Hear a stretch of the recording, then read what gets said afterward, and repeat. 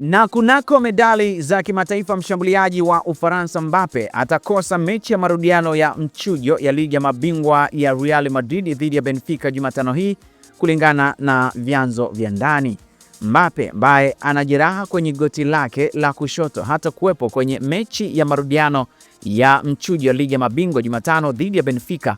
Jarida maarufu nchini Ufaransa la AFP lilibaini Jumanne ya jana kutoka kwa chanzo cha karibu na timu hiyo. Mfungaji bora kwa sasa ambaye ni Mbappe wa ligi ya La Liga na ligi ya mabingwa amekuwa akisumbuka kwa wiki kadhaa kutokana na tatizo kwenye goti lake la kushoto.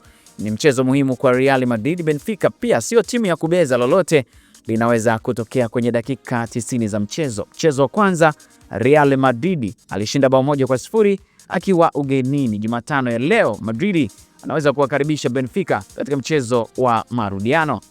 Kutokana na kukosekana kwa Mbappe ni pigo kwa kikosi cha Real Madrid, na pia nilikuwa nikifuatilia hata line-up ya leo. Mbappe yupo kwenye orodha ya majeruhi. Uhakika wa yeye kucheza leo ni finyu sana, kuzingatia majeraha yake.